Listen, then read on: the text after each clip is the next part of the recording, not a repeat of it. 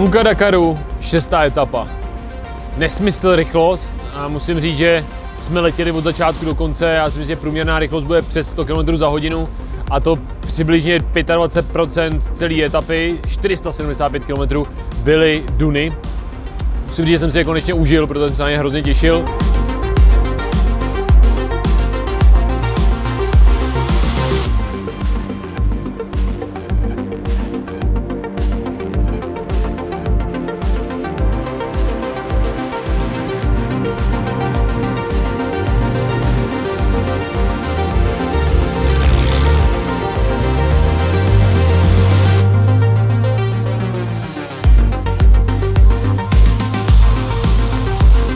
Chvilku jsem si zvykal, protože přece jenom s Karlem, s tím čumákem, tady jsou takový specifický duny, relativně velký výjezdy, potom padáky dolů, občas to zatím je rovný, občas to padá dolů, ale musím říct, že to byla nádherná etapa, já jsem si ji užil, jeli jsme úplně bez problémů, Karlovi se vůbec nic nestalo, my v kabině bez problémů, ferry, výborná navigace, všechno jsme si nakracovali, jak jsme potřebovali, všude jsme jeli tak, jak jsme potřebovali, maximálně za mě pár prořazení nahoře na dunách a potom jsme měli trošku jsme přijeli do nějakého bodu a tam najednou se nám rozsvítila v navigaci neutralizace, přitom jsme neměli být v neutralizaci, pořadatel mával ať jedem, my jsme tam zůstali stát, tak jsme nevěděli, jestli jedem, nejedem a tak to bylo takový divný.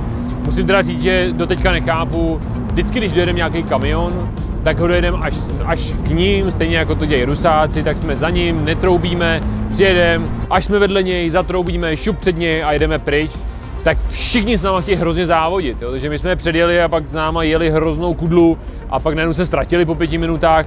Já to vůbec nechápu, je to jako nebezpečný, protože na vás troubějí, jedou zleva, zprava, najíždí na vás.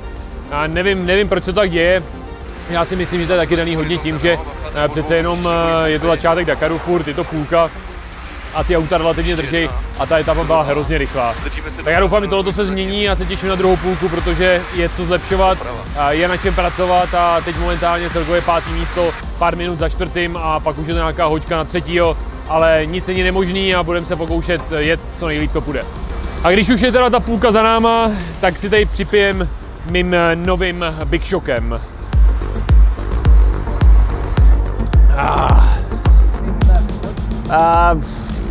Dneska to bylo dlouhý, sakra dlouhý.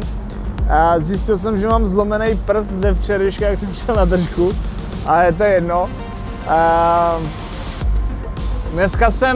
Dneska jsem, i když jsem věděl, že to bude dlouhý, tak jsem nasadil prvních 100 km jako fakt dobrý tempo, si myslím.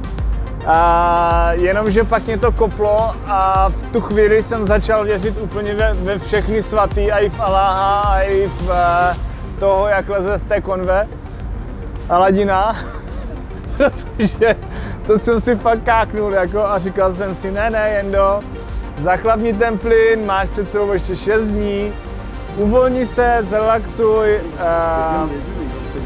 370 km do cíle jsem si jel prostě tu svoji pohodičku protože hodně lidí odchází na motory, takže prostě nechtěl jsem jít, když tam držím 15 minut 6 plnou plyn, jak byli dneska prostě, tak je jasný, že ten motor to nemusí vydržet, takže prostě jsem chtěl dát té motorce taky trošku voraz.